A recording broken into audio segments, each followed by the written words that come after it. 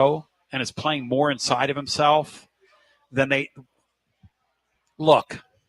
The gambling community will tell you when you see Vanderbilt as a 20-plus point favorite, I think they were like 26.5 last week, you play the other side. You do that every time, and you're like anytime. And even like last year, they were winning, but they were playing like Service Academy football. They're not playing Service Academy football. They scored 70 points last week. Blowing people away.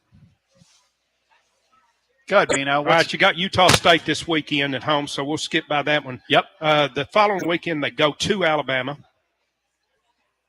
Boy, I don't know, Bino. What does I think Alabama? I think Alabama wins tomorrow. But if Alabama loses, Vanderbilt could go down there and get them next week. Laugh at that. They got an open date, and then LSU comes to Nashville. Woo! Here's the thing.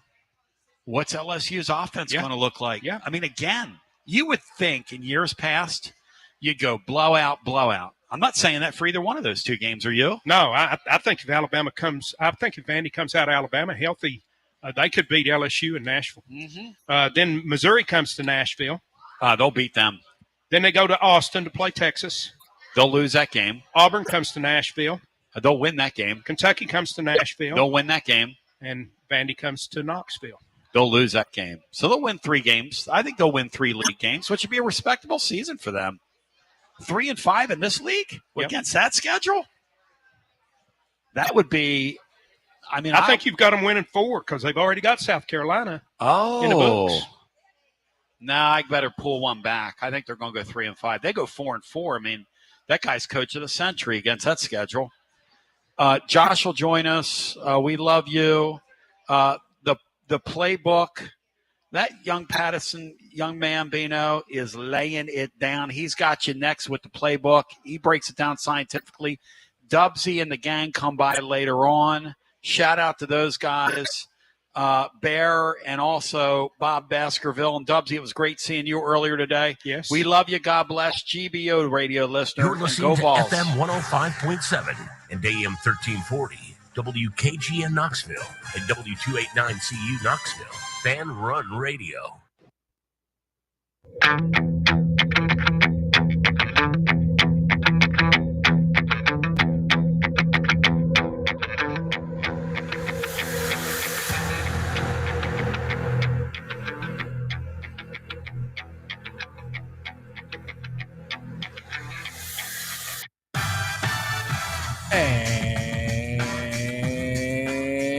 And here we go live from the White Claw Hard Seltzer Studios. It's the Playbook presented by VIP Play with Brett Hollander, Allie Campbell, and Jackson Freeman. We appreciate you listening along with us on this Big Orange Friday. I'm William Pattison. Plenty to cover today, including our keys to the game and overall preview for the matchup going down in Starkville tomorrow between the Volunteers and Bulldogs. We'll tell you what we're watching for as well as the most important parts of the game. And we'll do a full hour on that coming up, getting you ready for tomorrow's matchup, a road test for the Volunteers, the first of the season for Tennessee, and the first notable road test for Joey Aguilar. One of the best quarterbacks in the country so far this season. Will he be able to handle the cowbells going down inside Davis Wade Stadium? We'll talk all about that over the next hour. We'll also have our best bets presented by VIP Play. Also a best bets recap from last night. Did have some action on Army in Eastern Carolina.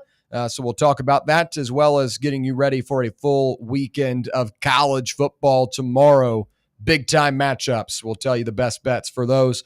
And then in hour number 2, we'll talk week 5 of college football overall on a national stage, get you ready for a loaded slate, plenty of big-time matchups all throughout the day. We'll dive into those, as well as our week 4 NFL whip around. We had some action last night between the Seahawks and Cardinals. Ended up being a really good game. Came down to the wire, got sent to overtime. That's about what you can ask for a primetime matchup, but plenty of action this weekend as well. We'll talk about those week 4 games and round it out with our final thoughts. Before we get into our first things first topic, let's welcome in the rest of the crew, beginning with Allie. Allie, how are you on this Big Orange Friday? I am Very good. Excited for the weekend. Happy to be here working the volleyball game after this. So what an awesome day filled with Tennessee sports. And the thing I love is everyone's wearing some orange today, and that's the right day to do it, as it's Big Orange Friday. Brett rocking the Tennessee hat. Yes. The old logo. I like it. It's got some swag to it. Yeah, it's baseball, but it all counts. It's all UT. It's all Tennessee. Yeah. So also rocking my USA shirt because the Ryder Cup's going. So there you go. Big fan of that event. So it didn't go well this morning. So hopefully bounce back this afternoon. Yeah, busy weekend of sports overall. Yep. Ryder Cup for the golf fans out there, and also just a loaded slate of football on Saturday and Sunday. Jackson, how are you on this Big O Friday? I'm good as always. I'm excited for tomorrow, but I'm really excited about Sunday, man. I'm excited to see my Chiefs get back to 500. It's a whole new season once you get back to 500. Baltimore does not look good at all. Their defense looks abysmal. So, and we're getting Xavier Worthy back. Yeah, that's big for my fantasy team. Excited for a big-time matchup. Well, should be fun. Ravens and Chiefs, we'll talk more about that one in hour number 2, but Jackson already calling a shot, already saying that the Chiefs are improving to 2-2. So we'll have to talk about that a little bit later on. But let's get right into our first things first topic, and that is our keys to the game for Mississippi State as number 15 Tennessee hits the road for Starkville to square off against Mississippi State on Saturday afternoon for its first road game of the season. And the contest will mark UT's first trip to Starkville since 2012. And just its fourth road game against the Bulldogs since 2002. And we'll get into our keys to the game. I've got a couple of them, handful of them, I should say. And let's get right into it. First off, I think Tennessee needs to run the ball effectively early in this one. When you look at Mississippi State's defense, they rank well in the SEC and nationally, but I go back to that matchup against Arizona State, where they were blitzed for 261 yards on the ground by the Sun Devils, and that's their only Power 4 opponent that they've gone up against this season.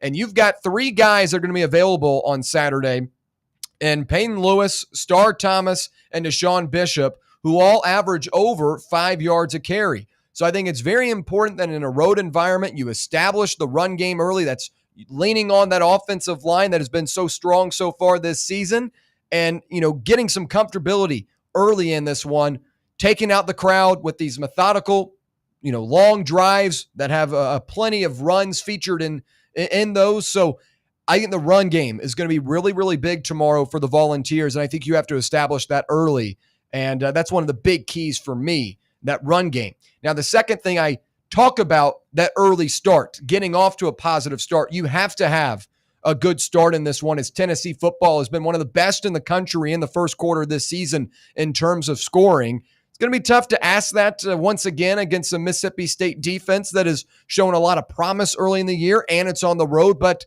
if Tennessee wants to be comfortable in this one, you have to establish the run, but you've also got to get off to a hot start, being able to convert in the red zone, move down the field, and get Joey Aguilar acclimated and comfortable as the game goes on. So a fast start is very important in this one. You don't want to allow Mississippi State to hold around, or hang around, I should say.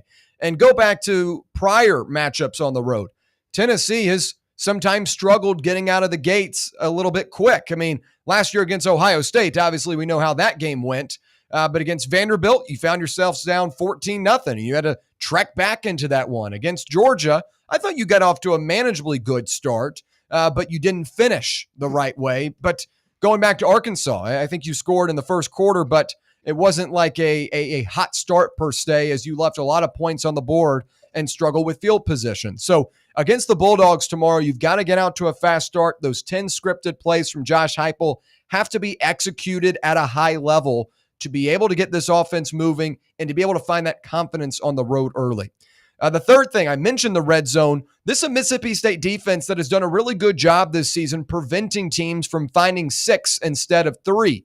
So I think you have to be efficient and effective in the red zone as well, to where if you get inside the 25-yard line, you've got to put 7 points on the board and find the end zone. You cannot settle for 3 points up against an offense like this, because they have shown time and time again this year that even in some tough situations, late game, they can move down the field quickly. So it's important to capitalize on those points inside the red zone. Jeff Levy and company, they're going to put up points tomorrow. You don't want to get in an arms race because you're not taking advantage of the opportunities you're given. The fourth thing is going to be the line of scrimmage defensively, the defensive line. We know that the cornerbacks are a little bit of a concern right now for the Volunteers.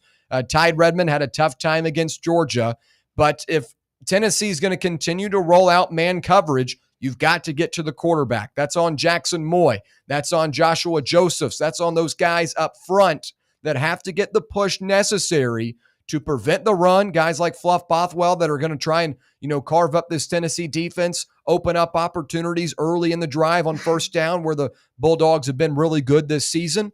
You've got to win the defensive line of scrimmage to get in the backfield, make life difficult for Blake Shapen, who's had a good start to the year. And finally, it's always going to be one of my keys in a road game, and really it's always going to be one of my keys in general. Play clean football. No turnovers, no boneheaded penalties on critical points of the game. If you get inside the red zone, you cannot afford a false start or, just some of these stupid penalties that continue to push you back.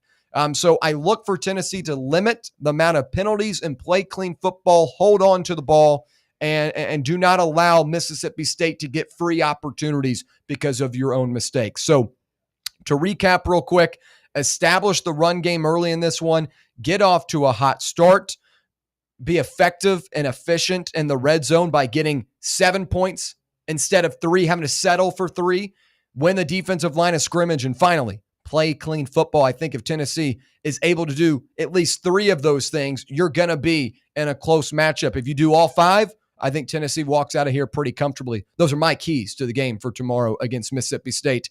Allie, your keys against the Bulldogs. Of course, always the hot start, taking the crowd out of it as early and as much as you possibly can, maintaining that confidence in your system and knowing that you know what you're doing. Don't let the crowd get in your head, but hopefully get in the Mississippi State players' heads, because the Bulldogs are the second most penalized team in the nation, and they have 3 of their 4 games this season with double-digit penalties. So if you can help them, continue to do that, then I think that's huge. So that's probably my biggest key, is get in their heads. Yeah, and especially in a road environment, you cannot be the ones that have been taken advantage of by the opposing players, allowing the opposing crowd to get in your heads. Tennessee going up against a relatively undisciplined team penalty-wise in Mississippi State. Good opportunity to get some free ones right there. Brett, your keys to the game for tomorrow. It's pretty, it seems pretty simple. It's going to be Aguilar, because I feel like they're going to load up in the box. They're going to try and make us beat him. They know they struggled against the run. They know, we know they struggle against the run. So I think Aguilar's the key. Does he continue to be as hot as he is, or could he struggle? And that's going to be the difference in this game. I think, can our receivers beat one-on-one coverage? I think we're going to see that. I think the strength of their team, even though a limited sample size, is that secondary. They're graded pretty highly in their first 4 weeks. So can we win that the one-on-ones outside? And then can we get off the field on third down? The less snaps our defense is having to play, because even though we got Moy back, we do have a limited depth. So getting off the field on third down will be key as well. So I think those are the big keys for me going into tomorrow. Jackson, your keys to tomorrow's action between the Volunteers and Bulldogs. Yeah, I'll repeat a little bit of what Brett said. Getting off the field on third down is key. That's something, it hurt us against UAB, hurt us against Georgia, hurt us against Syracuse. It's something that, you got to do that. Also look for the offensive line to stay strong. You've only allowed 1 sack all year. Mississippi State doesn't have what looks like a formidable pass rush. They've only 5 sacks on the season so far. But still, we know that negative plays, whether it be a penalty or a sack, really messes up what the offensive staff wants to do, and that can see a drive go from 7-8 plays to a quick 3 and out. So I'd say those 2 are my keys. Yeah, all good keys all the way around. We'll focus on a couple of important storylines and things to watch for as we move forward now. Tennessee has dominated the first quarter this season, outscoring its opponents 83-7 in the opening stanza. The 20.75 points per first quarter this year ranks second in the FBS, while the 19-point differential per first quarter this season leads the nation. The Vols have scored 11 touchdowns, 10 offensive and 1 defensive. You have to give credit to Colton Hood for that scoop and score against Syracuse in the first quarter this year, including scores on 3 straight drives against Georgia on September 13th and touchdowns on their first 2 drives against UAB last week. Conversely, the Bulldogs are the only team that has scored on the Vols in the first quarter this year. UT has reached the end zone on its opening drive in all 4 games so far this season and has scored on 12 of its 15 first quarter offensive possessions overall this year. Some very impressive numbers for the Volunteers offense. You talk about getting off to a hot start. That's exactly what this team has done. But now you enter into an unfamiliar territory in Starkville. And I think it's very important, as we all talked about, that you get off to that hot start. And I think the way you can do it is staying on script, establishing the run, and limiting the boneheaded mistakes. Staying on script is continuing to stay in rhythm, establish that tempo, because, as we know, the cowbells are going to be a factor, but when the ball is placed and the center is over the ball, they're not allowed to use them. At least they're not supposed to. We'll see if that actually works tomorrow. But that tempo allows you to communicate a little bit better because it's not going to be as loud. You get a little bit of a break from the noise factor in front of a sellout crowd tomorrow at Davis Wade Stadium. So continuing that tempo like you've done all year long, I think is really big.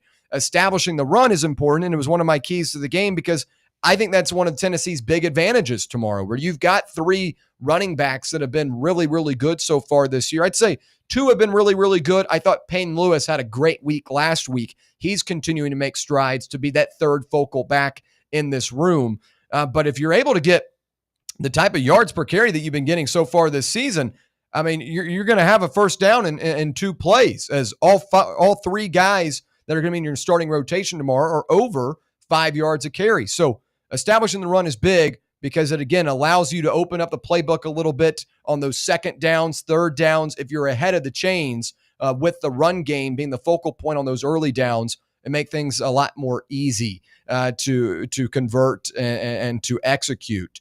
And then, finally, those boneheaded penalties, as I talked about, playing clean is a big issue for Josh Heupel on the road. A lot of these games that you have lost, you have had, 7, 8, 9 penalties or more. And that's the type of stuff that you cannot allow to happen on Saturday. So getting off to a hot start, very important. I think establishing the run is really big, but also, that opening drive, you can't be backed up with a false start. You can't be backed up with a, ineligible receiver downfield or, an illegal shift, whatever it may be. You have to play clean and you have to make sure you're all on the same page. So I think that's how the Vols can get off to a hot start. And I think it's very, very important. Allie, you talked about it as well. Yes, I would definitely agree with that. Of course, a hot start is always super important, and especially since they have a penalty problem, hopefully we can stay off of that and allow them to take that. But I also am looking at how Mississippi State has scored on each of their opening drives these past 4 games as well. So they're kind of used to getting started offensively really early. So if we can kind of take that from them and establish ourselves as the dominant team, I think that would be huge. And of course, hopefully taking the crowd out of things. So hot start, very important. Brett, getting off to that hot start.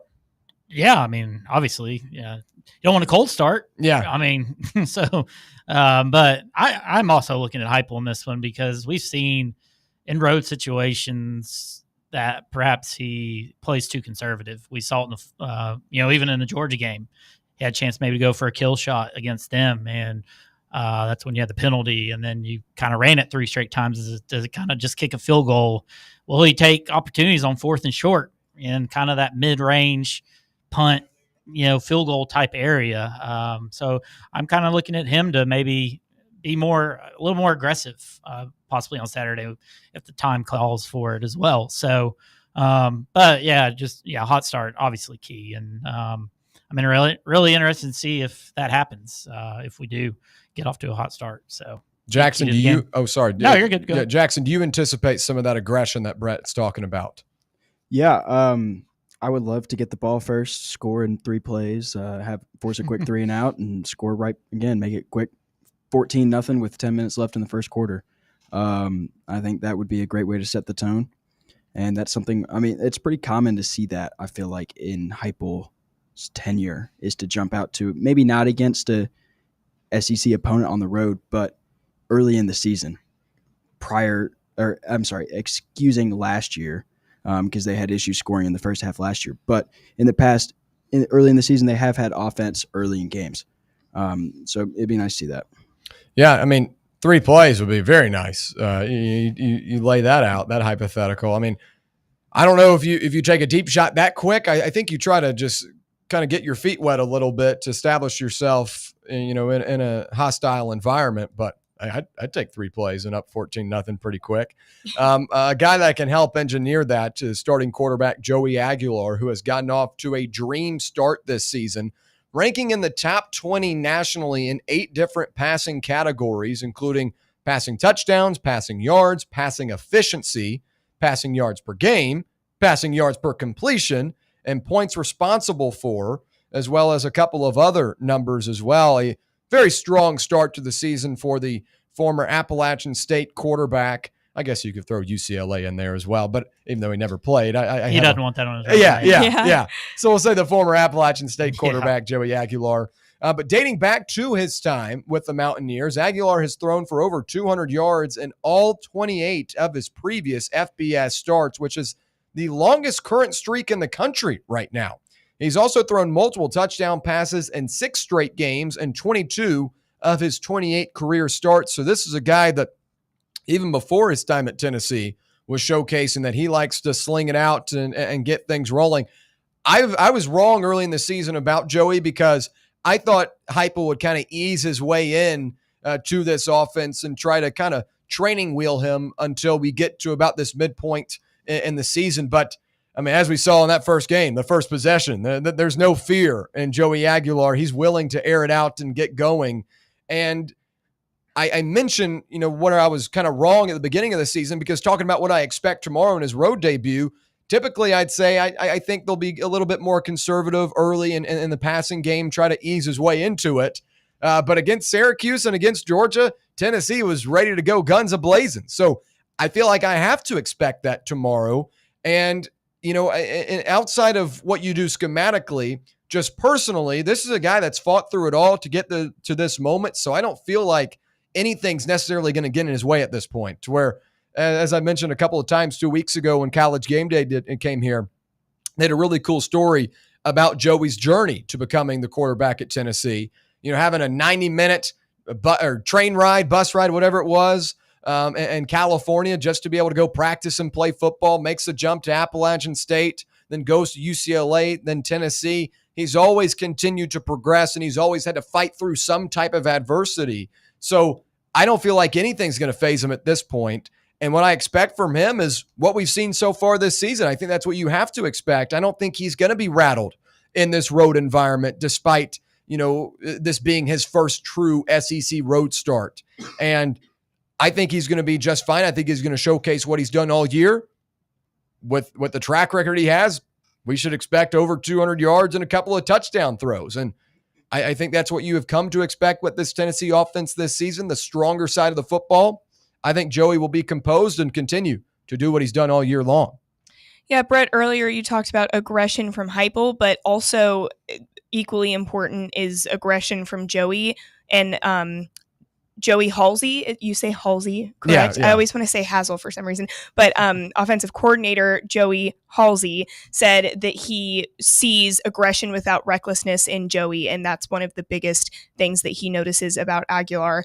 And so I think that hopefully seeing that consistency on the road is huge, and just hoping that he doesn't revert back to his turnover problem that he had at App State. That's always a looming fear for Tennessee fans, of course, but he has looked solid with that. Looked like he's figured out a way to fix that in the system. So just hoping that he doesn't get in his head and doesn't revert back to that and shows that aggression without recklessness. Brett, what do you expect from Joey Aguilar tomorrow? I mean, it almost feels a little Georgia-ish to me just because it was his first real big game. Yeah. This is his first real road start. I know he's played on the road, but nothing he's probably played in similar size crowds. I mean, this is only 60,000. He's probably played in a stadium like that. But when you mention the cowbell, and there's just more pressure playing at the University of Tennessee, and already having a loss under your belt, you really feel like you if you lose, I feel like your season's in real jeopardy of a playoff appearance. So there's a lot of pressure that comes with this position he's in, and you wonder how he handles it. So far, he's done great, but you just kind of want the mistake-free football and just run a clean offense and things like that. I think if we're thinking we're going to run the ball the way we are, it kind of lessens the burden he has. So, you'll take 200, 250, things like that, and just keep the chains moving and put some points on the board and get out of there with a victory. So I'm cautiously optimistic with what he's going to do for us tomorrow. Yeah. Final topic real quick on the offensive line before we switch over to, the offense period, before we switch over to the defensive side of the football. I do want to focus on these running backs, in particular Star Thomas, who has proved to be a valuable transfer portal addition for the Volunteers and their deep running back room. The Duke transfer enters this weekend's contest tied for 6th nationally and 3rd in the SEC with 6 total touchdowns, 4 on the ground, 2 in the air, and leads UT with 272 rushing yards while averaging 6.5 yards per attempt. Thomas has found the end zone in 3 of Tennessee's 4 games this year, including a multi-touchdown performance against ETSU and UAB. Mississippi State, as we talked about a little bit earlier, only allowing 136 yards on the ground a game for the season, which ranks 9th in the SEC and 68th nationally.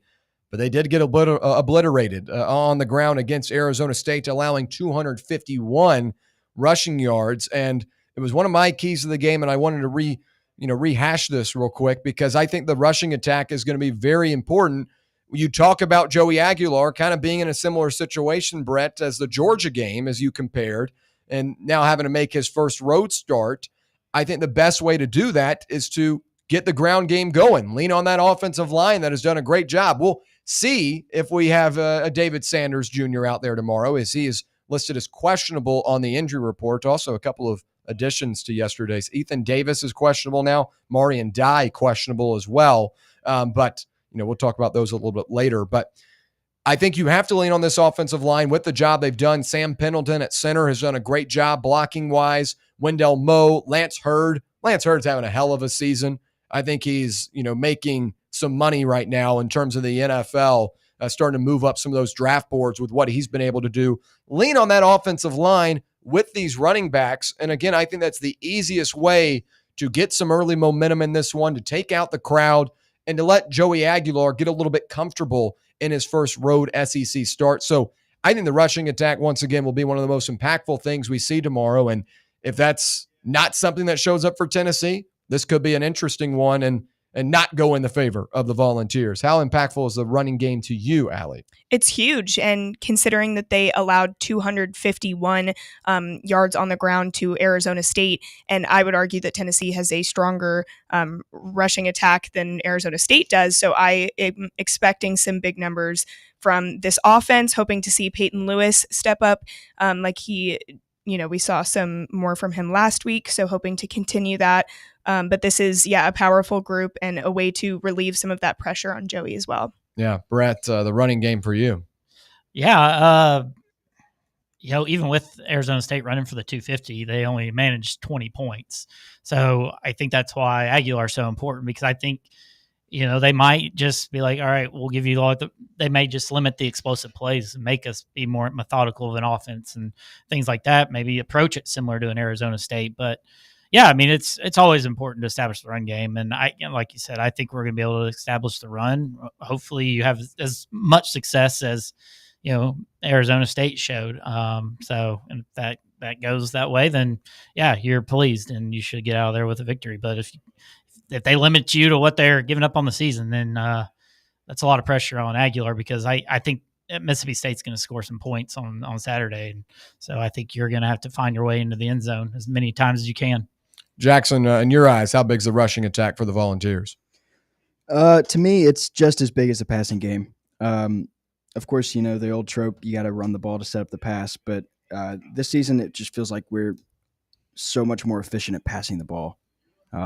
They've thrown it, more than 20 times in all 4 games. I expect that to continue. But at the same time, their only Power 4 experience shows that they give up a lot on the ground. So if it comes out and you can just gash them on the ground, then that's almost as big as throwing the ball. So, Yeah, most definitely. A lot of ways to attack this Mississippi State defense and attack a road environment. Tennessee's offense will have to be at their best tomorrow to come out with a big-time win. When we come back, we'll talk about the defensive side of the football. But before we do that, let's read the YouTube chat. One of our favorite fans, Buck, chimes in. What's up, sports fans? Won't be commenting today. I know you miss me. Headed to Deer Camp. Go Vols. Tennessee 38, MSU 27. The prediction from our YouTube chat. We appreciate you listening along with us, Buck. GBO, have a great weekend. When we come back, however, we'll switch over to the defensive side of the football for the Volunteers, going up against a talented offense led by Jeff Lebby, an offensive-minded coach with a quarterback in Blake Shapen that could shake some things up for the Volunteers. We'll break it down when we return right here on the Playbook, presented by VIP Play on Fan Run Radio. Take Fan Run Radio with you on the all-new Fan Run app. Just search for Fan Run Radio wherever you download your apps. The number one problem we see at our clinic is delaying treatment. ED can get worse. Book your appointment right now. Call 865-544-8220. Prefer privacy? Book online in under 30 seconds at menspronaknoxville.com. At our clinics, men's sexual health is the whole job. Look, I'm a normal guy too. I hate going to the doctor. But we've helped so many guys in here just like you, even if pills have failed. Our medical team is going to take the time to talk you through it. Same day in-house lab, and the treatments, well, they could change your life. Your local medical team has your back. ED, performance, Peyronie's, size and shape modeling. We tailor what works for you. I'll get to the point. Can you imagine epic performance and epic sex? Yeah, I said it. A stronger you is closer than you think. We're available right now. Call 865-544-8220. Or book in 30 seconds or less at menspronaknoxville.com. Men's Pro Knoxville, making it happen. Okay, so we really need uniforms and equipment for this season. Can I trust you with that? Cool, I'll just order them online. What? Yeah, I'm going to hop online and I'm going to get them ordered. Hold up, that's not a good idea. We shouldn't just spend money on some random online retailer, okay? I mean, it seems pretty convenient. Trust me, it's a terrible idea. Let me simplify this for you. SM Athletics. Okay, how do you pronounce it? SM Athletics? They're the go-to for uniforms and equipment, whether it's for universities, high schools, youth leagues, you name it. So why wouldn't you rather go with professionals who can guide us through the process, design the perfect uniforms, and deliver the best equipment? Yeah, I guess that makes sense. What's the name again? SM Athletics. Right. It's definitely smarter to go with a company that emphasizes customer service, fair pricing, and, of course, excellent products. Exactly. So, yeah, I guess it's settled then. For uniforms and equipment for all sports, it's SM Athletics. Tired of waiting for the weekend or good weather to play around? From casual to committed, Back 9 Golf has got you covered. Open to the public and offering flexible membership opportunities, they offer 24/7 access to 5 different simulators, providing cutting-edge technology, instant swing feedback, fun mini-games, and a wide variety of courses to choose from. Perfect for that solo round you want after work, or swing by with food and drinks for an afternoon with friends and family. No stressful tee times, no rain delays. It's Back 9 Golf your way. Book your tee time now at theback9golf.com. Blackford Veterinary Surgery Referral specializes in surgeries not regularly performed by your pet's general veterinarian. They're currently accepting referrals from vets all across the country. With their newly renovated state-of-the-art surgery center and highly trained staff, clients can rely on professional and thorough care. If your vet says that your pet needs surgery or rehab, ask for a referral to Blackford Vet and let them get your best friend back on its feet. Located conveniently in West Knoxville. For more information, visit blackfordvetsurgery.com. Rickard Ridge Barbecue, located in beautiful Cove Lake State Park. Rickard Ridge is home of the best ribs in the Volunteer State, smoked daily by pitmaster Mark Rickard. The barbecue at Rickard Ridge is mouth-watering, fall-off-the-bone delicious. Take the scenic drive up I-75 to exit 134. For directions and to look at the rest of the menu, visit Rickard Ridge online at rickardridgebbq.com.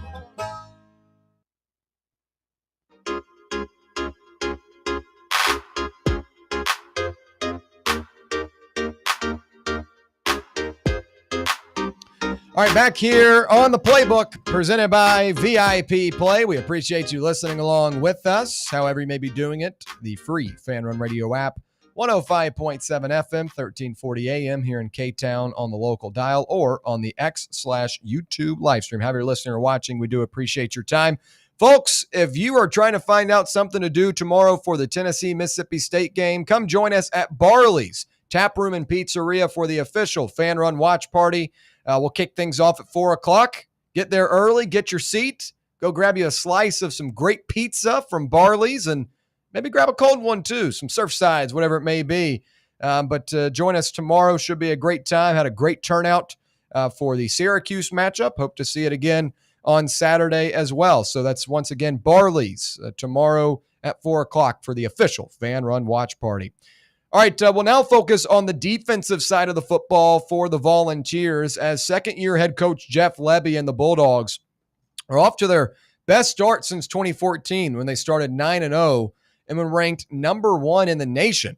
Mississippi State enters Saturday's contest at 4-0 with an impressive 24-20 win over then number 12 ranked Arizona State in their home opener on September 6th. And veteran quarterback Blake Shapen, off to a great start this year, is back after missing the majority of the 2024 season with an injury, and has been efficient in leading the Bulldogs' up-tempo attack. The Louisiana native has completed 67 of 101 pass attempts for 882 yards, 7 touchdowns, and 2 interceptions, while also rushing for 74 yards and a score on the ground. UT's defense, on the other side, ranks among the nation's best in pressuring the quarterback this season, ranking second in the SEC and tied for 5th in the FBS, with 15 total sacks through 4 games. And the Big Orange have recorded at least 3 sacks in every game so far this season. And there were a number of them in that Syracuse game that you could have had that were just whiffs. And that number very easily could be a lot bigger. But as we know, early in the week, Jackson Moy, the interior defensive lineman for the Volunteers, a veteran, will play tomorrow for Tennessee, making his return for the first time since that matchup against the Orange in Atlanta. And I think one of the big things that we had talked about in the first segment was getting that pressure, at least in our keys to the game. And will Tennessee be able to get the push necessary to disrupt Shapen, I think is a big thing to watch for tomorrow. Jackson Moy, I think, is a big addition. Would love to have had Javen Hobbs back, but as we know from earlier in the week, a couple of things we reported, won't see him till likely the Arkansas game. But let's not, bite more than we can chew here. Jackson Moy is still a great addition to this group. That's a starting level player that's now back in your rotation. And the thing that last year made Tennessee's defensive line so good is the amount of guys you had coming in and out. The ability to add Moy back in and bulk up that rotation, I think, is a big positive for Tennessee. And even though the numbers might not be as strong as we saw all of last year, this is still a Tennessee defense that is getting into the backfield. And if you really want to welcome Blake Shapen to SEC football this season and remind him of what it was like last year, you get to the quarterback and you put pressure on him, you win the defensive line of scrimmage. This is a group with a running back, and Fluff Bothwell was one of the highly recruited running backs coming out of the transfer portal. He's done a good job, particularly on first down where they get a lot of chunk yards, and then it opens up their playbook. I think it's big on first down that you don't allow Mississippi State to get ahead of the chains and get a lot of positive yards by getting to the quarterback that forces a lot of pressure on Shapen to make quick decisions. And if you eliminate that run, you take Fluff Bothwell out of this game. I think with Jackson Moy back in the mix, you can expect that, maybe hope to see that, I should say. Maybe not expect, as this is a good Mississippi State team. I don't want to discredit them, but you hope to see that with Jackson Moy back in the group. And I think they're going to be able to get the push necessary. The big question is, how often do they get that push? Allie, do you think that Tennessee is going to be able to get up in Mississippi State's grill tomorrow with Jackson Moy back in the mix? Yeah, hopefully they can get rid of some of that fluff. Yes, there you go. I was sitting here waiting to say that. No, but I was actually nervous knowing that Moy was coming back for a road game in a tough environment. But Brett made a really good point earlier in the week that the defense has it a little bit easier in these road games because in terms of noise and everything. So I'm kind of excited to see what he's able to do for this defense this week, because this would be a great time for him to come in with how impressive Chapin has looked. And I think his experience and veteran level of leadership and skill on the field is huge for especially this game and for helping out the offense a little bit as well. Brett, do you believe that this Tennessee defensive line will be able to get back there and make some plays? Yeah, I mean, we did against Georgia as well. I felt like we did well getting pressure on him, but Georgia still put up a huge number on us. So even with that pressure, you still feel like Mississippi State's kind of, I feel like, going to have a day on us as well. But having Moy back definitely doesn't hurt. Just provides more depth, an experienced player, things like that. So especially if some of these guys that we've now seen pop up on the questionable list aren't available, it's even bigger that you have him back. So, but yeah, I mean, I think we're going to get our fair share of pressure on Chapin, and I think we'll get a few sacks, tackle for losses. It's just how often and does it affect their overall game and things like that, because they are an explosive offense. So it gives you a little more time to get to the quarterback. So I expect our defensive line to have a good day. It's just a matter how big of an impact it truly is in the long run during the game. And that defensive line is going to have to create that pressure, because you have a pair of transfers for the Bulldogs who have burst onto the scene at wide receiver. And Anthony Evans III, a transfer from Georgia, and Brennan Thompson, a transfer from Oklahoma. The duo has combined for 38 receptions for 581 yards and 5 touchdowns through 4 games this year. And another transfer leads the team in rushing, and former South Alabama running back Fluff Bothwell, who has 271 yards on 47 carries. That's an average, folks, of 5.8 yards a rush and 4 touchdowns. Now, Devon Booth has also had a strong start to the year with 34 rushing attempts for 148 yards and 3 scores. We saw him a lot last year in Neyland Stadium, but the addition of Bothwell gives this group a really good 1-2 punch in that running back room. But I want to focus on those wide receivers. Anthony Evans III, Brennan Thompson, 2 guys that were really talented at their prior schools, but kind of got lost in the mix at those spots, and now have had the opportunity to take that big step for Mississippi State. And I think it is, warranted to have a little bit of concern if these Tennessee defensive backs are going to be able to contain these Mississippi State receivers. As we saw the last time Tennessee went out and played an SEC team, Ty Redmond, the freshman cornerback, had a really tough time staying in front of those Georgia offensive players, was targeted 7 times and allowed 6 receptions. So I think it goes back to the importance of getting to Blake Chapin and putting a lot of pressure on the first 2 levels of the defense. But I don't have a whole lot of concern about Colton Hood, but I do worry about those safeties, guys like Andre Turrentine and Andres Farouk, their tackle angles, their ability to prevent big plays, and also Ty Redmond's going to have a target on his back tomorrow. Whether he likes it or not, he's going to have to respond and, understand that Mississippi State's watched their film. They saw that Georgia game. That's going to be their primary target is Colton Hood. He's had a great start to the season. He's now being mocked in the first round by a couple of different NFL draft experts. You know what side of the field they're going to try to attack. A lot of pressure on Ty Redmond up against Anthony Evans III and Brennan Thompson. Allie, do you worry about this matchup and feel like Mississippi State might win this one just based off what we've already seen so far this season? I don't think it's impossible given Heupel struggle on the road in big games. We've talked about that, but looking specifically at the secondary, it's always kind of a concern this year with the pieces that we have missing until they come back. Right now, it's always going to be an area of concern, and Ty Redmond has been doing well for what he was given, but definitely a target on his back consistently. But we did see a stronger offense in UGA, and still we're right there with them and had some good plays there. So, I don't know. We'll see. Brett, you were pretty, I'd say honest about this defense, in particular the secondary over the last couple of weeks. What do you make of this matchup against those Mississippi State wide receivers? It's arguably the toughest one to date. Just 2 explosive guys and quick, athletic. They provide, something you haven't seen yet. I feel like Georgia seemed to be more catch and run. These guys seem to be more vertical. So that'll be a different element than kind of we've seen. But yeah, I mean, it's a concern. Everybody's putting points up on you right now. Even UAB scored almost 30 against you. Syracuse, it doesn't seem as surprising as good as their offense has been now. But yeah, it's concerning. You're statistically the worst in the conference. So yeah, you just don't see any signs right now of teams. You just seem Uncle Fluffy's over there right now. Uncle Fluffy's. Okay. I like that one.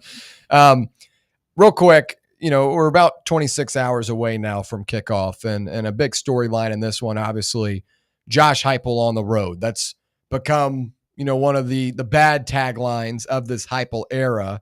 It's not as bad as it may seem when you look across the SEC. It is tough to win on the road in general, but at least for Tennessee fans that are a little bit more hardcore on their team, it's one of the big storylines in this one. And the Vols are touchdown favorites against the Bulldogs on the road. Right now it's 7.5 on VIP play if you want to take that number. But the Vols are looking for their first SEC win of the season as they came up short against Georgia, and Mississippi State entered the season with a regular season over-under win total of 3.5 according to VIP play. And it took them just 4 games to hit that over and are unbeaten entering their matchup with Tennessee in the SEC home opener. And around 26 hours away right now, are you guys worried about Heupel on the road? What could possibly unfold in this one? And I think there is, it's natural to have a little bit of concern here, knowing the track record, kind of seeing flashbacks of Arkansas last year, flashbacks of Missouri from a couple of years ago, flashbacks from Florida in 2023 as well. I think it's natural to have some of those concerns, but I feel like so far what you've seen from this offense, you haven't seen since 2022, and that was a team that was able to go on the road and beat LSU and go on the road and beat Pitt. The only loss of the season, I guess with a fully healthy quarterback, was against Georgia. Now, obviously, that South Carolina game got ugly because of how bad your defense was, but I don't think the defense is that level bad this year. I just think you have a lot of injuries and have some guys having to plug and play, but you get a little bit healthier on Saturday. I think it's natural to be concerned, but I feel a little bit more confident about this one as opposed to maybe the last couple of times you've hit the road. But I will say, going into Arkansas last year, that was a game that no one anticipated that the Vols would lose, and you know how that one turned out. So I'd say I'm pretty confident right now. I'm pretty comfortable with tomorrow's matchup, but there is in the back of my head some of those flashbacks. Allie, right now, your vibe check about 26 hours away from kick. Well, I definitely feel more confident about a Joey-led offense going into a road game as opposed to Joe Milton or Nico the past couple years, who were a little bit more inconsistent at times.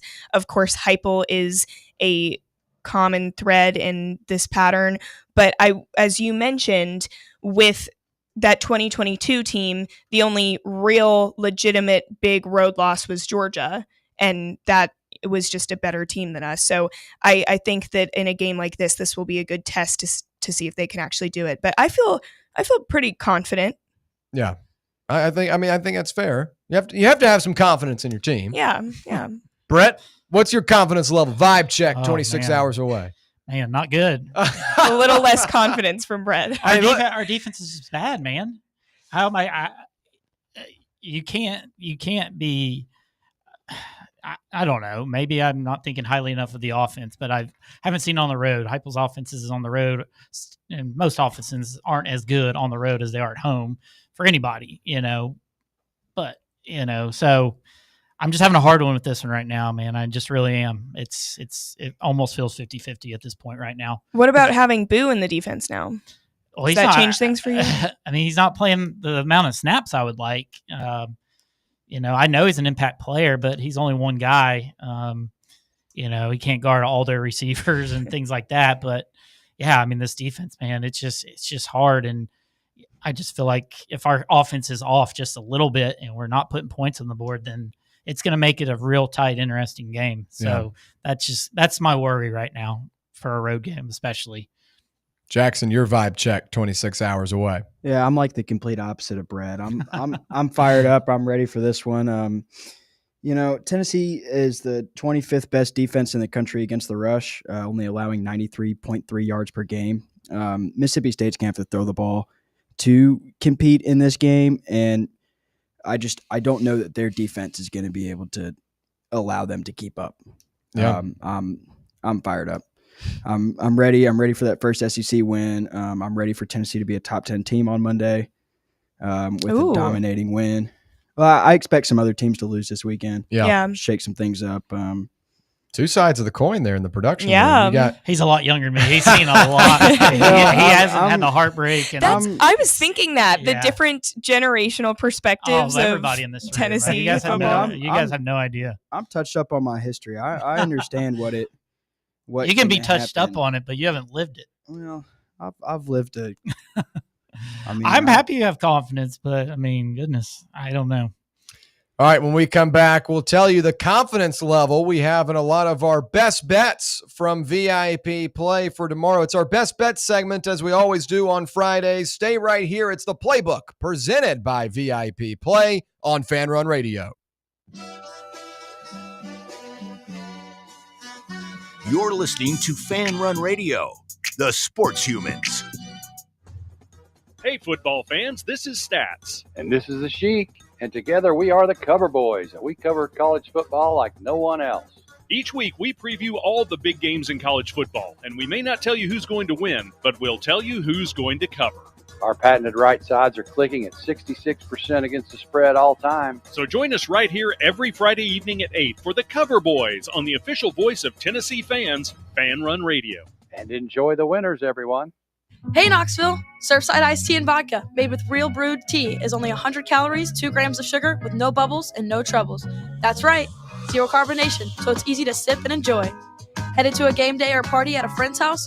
Bring an iced tea or lemonade variety pack from Surfside or try their green tea and new raspberry tea vodka. Find the can with the sunset stripes this season. Surfside iced tea and vodka, sold at bars, restaurants, and stores near you. Surfside iced tea and vodka, sunshine in a can. Must be 21 or older. Enjoy responsibly. Dick's House of Sport at West Town Mall is a destination devoted to sport, and it's your destination for exclusive events and experiences. Come visit a store like no other. Check out our 40-foot rock wall, golf performance center, Hit Tracks batting cage, and outdoor turf field. You can now rent our space for private events and birthday parties. Learn more about our events and exclusive product launches on Facebook and Instagram at Dick's House of Sport KNX. Dick's House of Sport, proud partner of Tennessee Athletics. For over 3 years, Crumble Cookies has served the Knoxville area. From Clinton Highway to Parkside Drive, even our friends out in Maryville have reached you, our fans, with the best cookies in the game. This fall, Crumble is gearing up for yet another fantastic season. Whether you're tailgating or looking for a pick-me-up after getting the kids from school, Crumble has you covered. Download the Crumble app to check out this week's rewards and features. And stop on by. Tell them Fan Run sent you, but don't miss the cookies. Merritt Garage Doors and Services has been serving the East Tennessee community since 1963. At Merritt, quite simply, the customer comes first. Their door specialists will not try to needlessly upsell you because they are not commission-based like other places. This allows them to focus on your needs and not their pockets. They offer a range of beautiful garage doors in a variety of styles to suit the architecture of your home, and they will supply and install a wide range of garage door openers and accessories to take your garage door to the next level. To request a quote or schedule a service repair call, visit merrittgaragedoor.com. Citizens National Bank. Are you getting penalized because you can't make it to your bank on time? No need for unnecessary roughness. It's time for a new game plan. Easily manage your accounts with Citizens National Bank's mobile banking app. Check your balance, deposit a check, and pay a bill all from your phone with CNB's mobile banking. Citizens National Bank. Banking never felt so good. Member FDIC. Are you tired of spending hours on laundry and ironing? Let Crown Cleaners handle your dry cleaning so you can handle your business. Our expert team can take care of your clothes, removing stains and wrinkles like they were never there. Whether it's your best suit or everyday attire, we handle it all at Crown Cleaners. Say goodbye to laundry stress and hello to extra free time. Crown Cleaners, Big Orange Country's imperial dry cleaning service since the 1960s. Online at crowncleaners.com.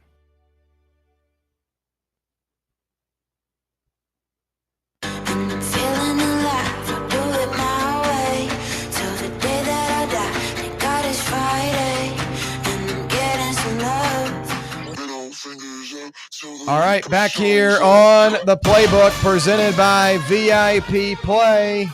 Happy Big Orange Friday, folks. We appreciate you hanging out with us. Now time for our best bets for Week 5 of college football presented by VIP Play. Folks, go claim your VIP Play welcome bonus, and when you do, you'll get $100 instantly in bonus bets by using the code FANRUN. That's FANRUN in all caps to claim those bonus bets when you make your first bet of $20 or more. There are new and more convenient deposit and withdrawal methods added in, so now the experience is as seamless as ever. There's no excuse not to get in on the action. Gambling problem, call 1-800-889-9789. Must be 21 years or older and located in Tennessee to bet. Okay, 6 plays for this weekend. Real quick, I'll recap last night. We had East Carolina minus the 4. Got off to a blazing start, went up 21-0, then kind of a groggy game after that. But the Pirates covered the -4. So a good start to the week. Haven't solidified anything tonight. 2 matchups, Florida State, Virginia, Arizona State, and TCU. So may have a play a little bit later on. Yes. Yeah, Florida State's only favored by 6.5. I know, and I've got Virginia +7 right now. I placed it earlier, but I haven't made an official play yet. Is Virginia good this Yeah, year? they got quarterback Chandler Morris, who started off at Arkansas, went over to North Texas, and now is rounding out his college career with the Cavaliers. This is a good offense. So top 20 offense in the country does Virginia, but I don't know. Florida State's a little bit of a different task. Thomas Castellanos, I should say. He was Tommy at BC. Thomas Castellanos, a little bit banged up, but yeah, UVA hit the portal big time. Yes, they have someone I went to high school with. Yes, receiver. Yeah, so I have Virginia +7 right now as my sharp side, the right side, but I haven't made an official play. So make sure to follow at the Patafax on Twitter as I'll post those out a little bit later on today. But 6 plays for tomorrow. I've already placed it. I've sided it. Let's get into the action. And it starts off a little bit ugly, but bear with me, folks. Kansas State -6. The 1-3 Wildcats host the 3-0 Central Florida Knights tomorrow.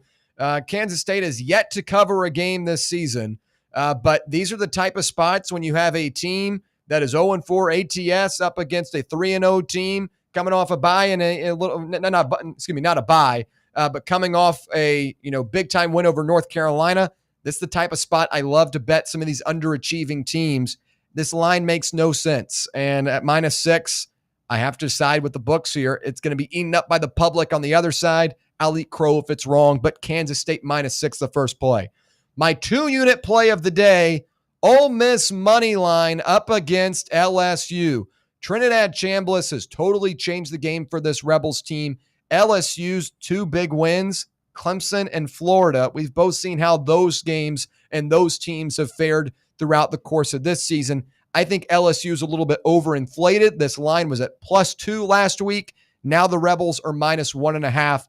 I like Ole Miss in this one, and the trends back it up. Ole Miss is a covering machine, especially in their home building. I like this one a lot. 2-unit play, Ole Miss money line.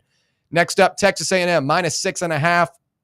I think Marcel Reed has been really, really good this season. Texas A&M is a legitimate college football playoff contender going up against an Auburn team that is going to be tested mentally this week, coming off a really emotional loss last week to Oklahoma. And this is a Texas A&M defense that I think is going to do similar things to Jackson Arnold and attack him and put him in tough spots. So I like Texas A&M -6.5. Next up, another ugly one, folks, but it's the right side. Washington +8 at home against Ohio State. This line opened up at 13, folks. Everyone and their mother is betting Ohio State, and this thing's dropped 5 points. This is great reverse line movement, and don't sleep on this Huskies team either. Damon Williams Jr. has been exceptional this season. Jonah Coleman at running back, a top 5 player in the country. I like the Huskies more than a touchdown in their own building. Keep in mind, Ohio State traveling 2 time zones to come play this one tomorrow at 3:30. Give me the Huskies +8. And finally, I've got 2 system plays tomorrow, similar to what we had last week with Oklahoma, Indiana, and Utah. Went 2-1 on those. Hope to go 2-0 this week on these. Georgia -3. I am worried about the offensive line. 2 guys going to be out for the Bulldogs, but this is going to be a night game inside Stanford Stadium.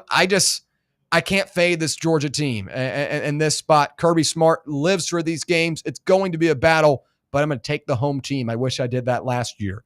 Finally, Penn State minus a 3.5 up against an Oregon team that I think has been one of the best teams in the country this season. But this is a system play. Once again, I have to follow it. And Penn State has the opportunity to really show what they're made of.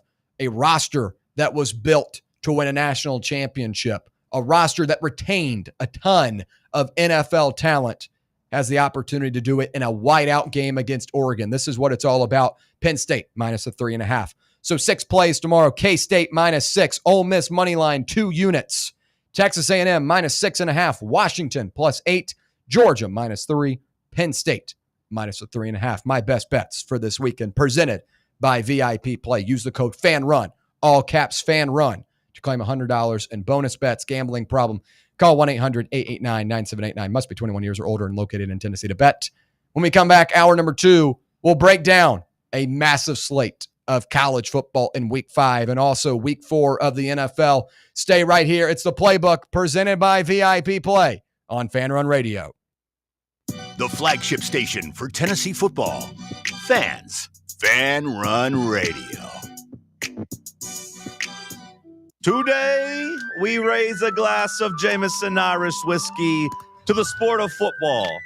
Hear, hear! To Gaelic football, born in Ireland in 1885 in its thrilling blend of soccer, rugby and basketball. On a massive field, 15 players kick or hand pass a round ball that scored points over a bar or into a net. No pads, no helmet, no sense. Hear, hear! To college football, which kicked off in 1869 when Rutgers beat Princeton 6-4 in the Battle of New Jersey. With 11 players and helmets and pads, teams battle on a 100-yard gridiron with explosive pass plays and hard-hitting tackles. Unless you're called for targeting. Hear, hear! Since 1780, Jameson Irish whiskey has been enjoyed by sports fans all around the globe. Whether your football is Gaelic, American, or even soccer, we can all agree on super smooth Jameson Irish whiskey. Hear, hear! Attention service members and veterans.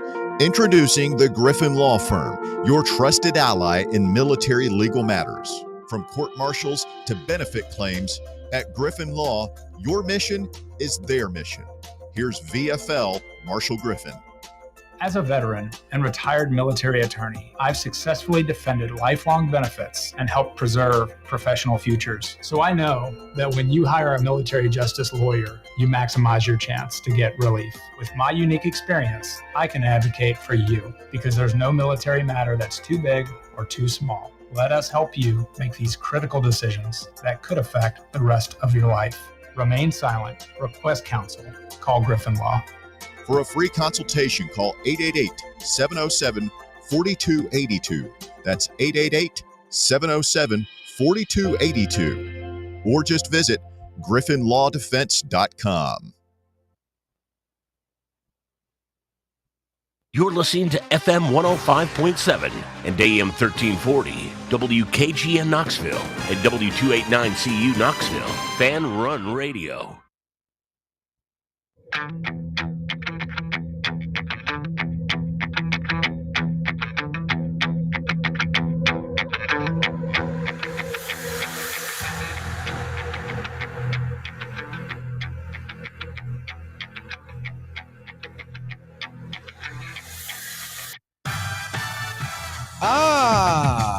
Here we go.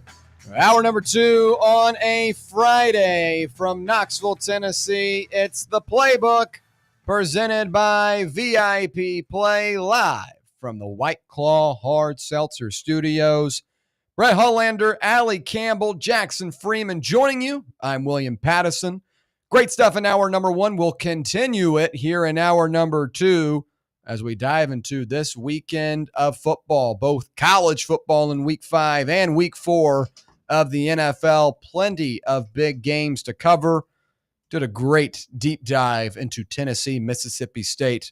The vibes might be differentiating across the room, but this is going to be a big-time showdown for the Volunteers, a little bit of a litmus test to see where this team can go from this point on. If you have college football playoff aspirations, tomorrow is a must-win, as you cannot afford another blemish just 5 games into the season. But again, great stuff covering that one. we got plenty to cover from this weekend, though, because this is probably the best slate we've gotten since week 1. Would you guys agree on that? Absolutely. Yeah. I mean, you got a two top 10 matchup. Well, I guess Alabama's like 17, but really it feels like a top 10 matchup between the Crimson Tide and Bulldogs. Both those games at 7:30. Then at 3:30, you got LSU and Ole Miss, Ohio State, Washington, Kansas State, UCF at 12. A lot of good ones. All right. I'm just playing. Oregon, Penn State. Yeah. Well, yeah. Oregon, Penn State. Yeah. I was just, I was kidding. But let's dive into these games tomorrow. And, we can either start with the 12 o'clock slate. I'll do that. I'll start with 12, and we'll kind of just go around the room, talk about a game that you're interested in, and we'll kind of dive into it as a group. Notre Dame, Arkansas gets things kicked off at 12 o'clock tomorrow. This one will be on ABC. Line right now, 4.5 on VIP play for Notre Dame being favored. This is an interesting one because Arkansas coming off the loss last week to Memphis. And Arkansas is a team that I don't think should have brought back Sam Pittman this year. And you saw why on Saturday against the Tigers. But now you've got a bounce back spot at home against the top 25 team. This would be a big time win for Sam Pittman if he's able to get it done. And what intrigues me about this game is that you've got two offenses that have a lot of potential. With Notre Dame, I don't love the way they kind of overuse C.J. Carr early in the season. I'd much rather rely on Jadarian Price and Jeremiah Love, one of the best backfields in the country. But you bring in, a Malachi Fields to go alongside Jaden Greathouse. You can get involved in the pass game, but I feel like Notre Dame's bread and butter is on the ground. For Arkansas, you've done a good job bringing in some wide receiver talent for Taylon Green, who I think is one of the most underrated quarterbacks in the country. But I think you saw last week where he can get in his own way by rolling out of the pocket a little bit too much or holding onto the football too long and getting eaten up by sacks. The good thing in this game for Arkansas is Notre Dame's defense has been terrible. What do we call Notre Dame's defensive coordinator, Brett? Chris Ash. Yeah, Chris Ash. He's been terrible. Chris Ash was one of the worst hires of the offseason, and it's unfolded in front of our eyes as even Purdue was able to move the football at times up against this Fighting Irish team. I think the key for tomorrow is the winner of this game is just going to put out more offense, is going to be able to move the ball down the field up against the defense that is yet to really establish themselves this point in the season. I still like Notre Dame in this one. I think pound for pound, they're more talented and recruited at a higher level, but I would not be surprised if this was a one-score game late in the fourth quarter and Arkansas has a chance to win it or tie it up. I lean Notre Dame here, but outside of this being the most ridiculous matchup I've ever seen as Notre Dame travels to Arkansas, this should be a good one. I'm looking forward to that one tomorrow. Allie, game you're watching for. Well, I was going to comment on that just really go quick. Ahead. I think they're striping out the stadium, Yes. so I think that'll be a really cool environment to see, and Notre Dame hasn't experienced that. So I'll be curious how that plays into it. Yeah. Obviously, Bama, Georgia, huge. This is so big because Kirby Smart cannot beat Alabama for the life of him. He is 1-6 against the Crimson Tide. But another statistic that's on their side is they have 33 straight wins in Sanford Stadium. So this is absolutely huge. Alabama has been able to kind of compose a talented team since that FSU loss, and Ty Simpson looks really strong. He was 24 for 29 with 382 yards last weekend against Wisconsin. Huge. Stockton looked really solid against Tennessee. Yeah. So I'm super curious about this one, but I personally would have to lean with Georgia. Yeah, Georgia coming off a bye week. The last time we saw them play, it was Gunnar Stockton dialing up some big-time pass throws in the fourth quarter against the Volunteers. Alabama has gotten back on the right track after a disappointing start to the season against Florida State, but I will say, keep in mind, they've played University of Louisiana Monroe and Wisconsin. Wisconsin probably going to fire Luke Fickell at some point this season, but Alabama has looked like the team that they were propped up to be preseason, so I would agree with that. Brett, any comments on Notre Dame, Arkansas, Alabama, Georgia, or is there another one you're looking for? Just in the early slate, I guess. I can't wait for Illinois to expose these USC frauds. Oh, okay. he's already whining, and I hate that. Just go play football. We played late, we're playing early. It just annoys me that he would complain about this. So I'm looking at USC to get beat by a couple scores on Saturday. So right now on VIP play, Illinois plus 6.5 at home. Yeah. So even you're I'm not a believer in Riley. Disregarding the books number here and saying I think everybody should. Okay. I mean, what I don't understand, just because Illinois gets beat by 50 to Indiana, who's a really good football team, that's the reason why, because USC's played such a gauntlet of a schedule to just go ahead and say they're going to go on the road and be a couple scores favorites. Just kind of ludicrous to me. Okay. I saw a crazy stat about Illinois from last weekend saying that they rushed for a total of 2 yards last weekend with the sacks and everything. Yeah. What? They struggled to move the ball at all last week, but I think Illinois is a good football team. I thought last week was really bad. I didn't expect them to get beat like that. I had Indiana minus the 6.5 in that one, but obviously I could have had minus 52.5 and I would have been just fine. I think Illinois has a little bit of a gut check this week up against USC. The Trojans have been really strong. Obviously, they haven't played the toughest of competition, but I will say they look pretty good against Michigan State and put up 45 points in that one. Michigan State, not the litmus test that everyone is being held up to, but Michigan State was 3-0 entering that one. Aaron Giles is a good quarterback, and I thought USC defensively has improved over the last 2 years after they've gotten some new staff and new coordinators in that spot.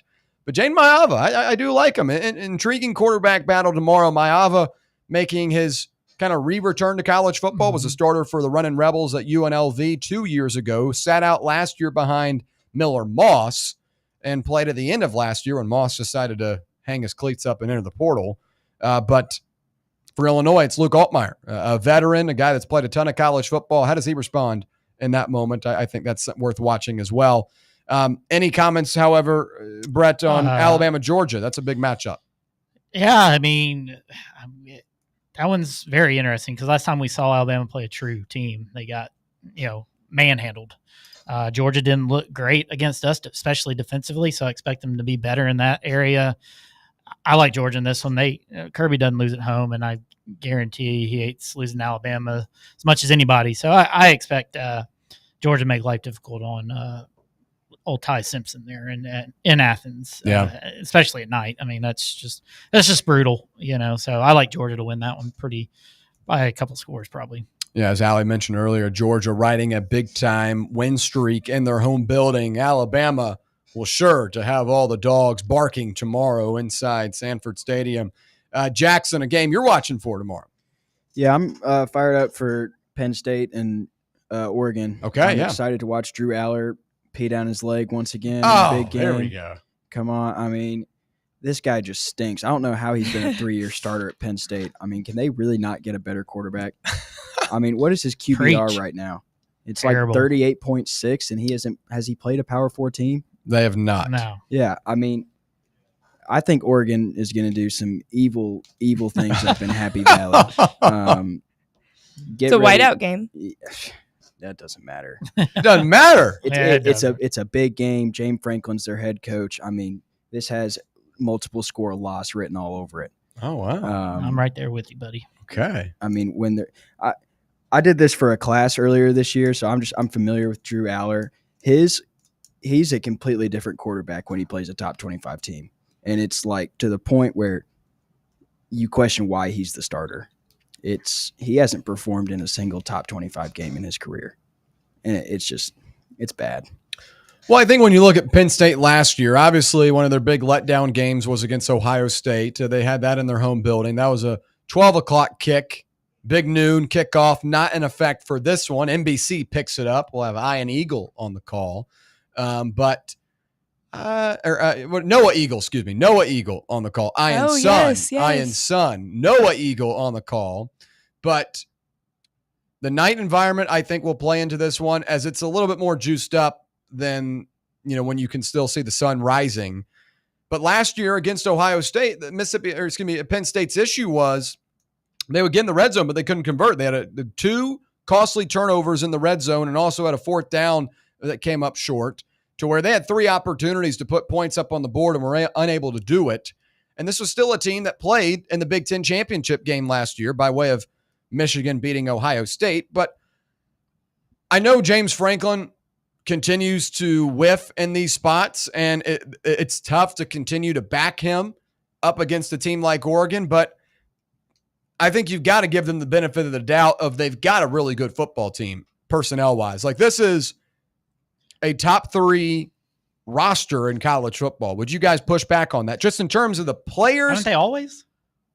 Yeah, I mean, I'd say they have been for the last couple of years. We're giving this guy an excuse now? Well, I wouldn't say last year they had a top 3 roster. Like, Ohio State had the best roster. I'd say Oregon was right up there. I mean, Penn State this year had a lot of guys that could have gone in the draft that came back. Right. So they had those guys last year. A talented roster came back. But a year goes by. Like, Ohio State last year had multiple guys forego the draft and come back. Mm-hmm. And they were able to win the national championship. I'm not projecting that per se for Penn State, but I think this is a team that has been with each other for a long time and has had the opportunity to continue to grow. Drew Aller is going to have more experience in a big game than Dante Moore is tomorrow. Yeah, I mean, I don't know. That's just big games. James isn't that, you know? So, and I don't have any trust. I'm with Jackson over here with Drew Aller. I just don't think he's much of a quarterback. Okay. No trust for the Nittany Lions at home. 626 yards, 4 touchdowns, and 1 interception on the year. He has played Nevada, FIU, and Villanova. It'd be tough for a basketball schedule, but not for football. And then I'll get on Twitter and Instagram and see that he's a projected top 5 pick. Yeah, it's ridiculous. Someone described those games as 3 glorified scrimmages, and I thought that was funny. Yeah. Well, look, I mean, Texas has kind of done the same thing outside of their matchup with Ohio State. Their non-conference games have consisted of like Sam Houston State, who, man, I watched a full game of them play football. I don't suggest it to anyone. And then like UTEP, like they've played some bad teams as well, but Penn State now gets their first crack at an actual opponent. Oregon has played like Oklahoma State and Oregon they haven't State, played anybody either. But Oklahoma State's been hot garbage. Yeah. Oregon State just can't compete in the Pac-12 with 2 teams in their conference. But I don't know. Tomorrow, obviously, we'll see. But I'd give Penn State a little bit more credit than I think you guys are giving them. I understand that James Franklin's bad in these spots, but I think this team does have the roster to be able to compete and possibly win the Big Ten, make the college football playoff and run the table there. They've got to get Nick Singleton and Katron Allen more involved, though. I think that's the best recipe for success. You had 4 returning offensive linemen starters. Get those guys more acclimated, give them the football. I don't really want to test Drew Aller early in this one, allow for him to make mistakes, but this is an upgraded receiving room, much better than they've had in years past. Devontae Ross, the transfer from Troy, Trevor Penna, the transfer from Syracuse. This is an upgraded group, but you know they're going to have to do their part alongside Katron Allen and Nick Singleton in order to get a big win. But I think it's still going to be a good matchup. 2 big ones we just covered, but there also are some other big games. Allie, you were talking about one during the break that you want to talk about. LSU Ole Miss. Yes. Oh my goodness, so fun to talk about. Ole Miss is favored in this game, correct? Yes, correct. Despite being ranked much lower than them, so that's really fascinating to me.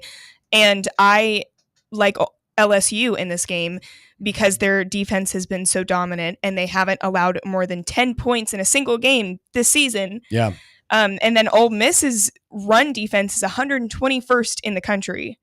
So I'm expecting that to give LSU's offense a little bit of an opportunity this week. I really like the Tigers in this game. Yeah, to go off a couple of notes there, Kadam Durham, the running back for LSU, questionable for Saturday's matchup, but LSU does have Harlem Berry, the freshman at running back, who was the number 1 running back in the country last recruiting cycle. He showed a little bit of flash against Louisiana Tech a couple of weeks ago. But you talk about that LSU defense. Very, very good, much improved. That has been the story for this team. Yeah. They've got defensive backs now. And it's crazy that I say that because when you think of LSU, you think of DBU. You think of Honey Badger and Patrick Peterson and Derek Stingley, all these great DBs that they've had over the last 4 or 5 years, that has been one of their biggest eyesores defensively. Watch for a guy on Saturday, Mansour Delane, the transfer from Virginia Tech, has been one of the best cornerbacks in the country, has done an incredible job for the Tigers, and that's a guy that has helped elevate that group. I mean, really, all 4 of those defensive backs for LSU really, really strong, but I disagree here, Allie. I go Ole Miss. Ooh. And I know I was, talking about it in my best bet segment, but Trinidad Chambliss has totally rejuvenized this Ole Miss offense. I think he gives a much better approach offensively for Lane Kiffin.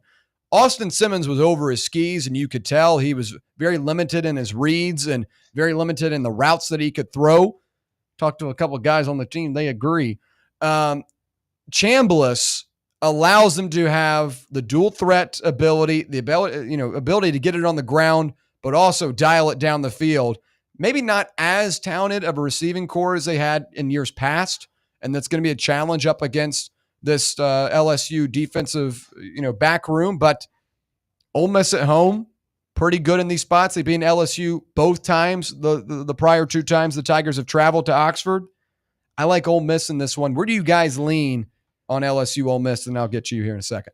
Yeah. And Jackson's got a little bit of former blood in this one. Yeah.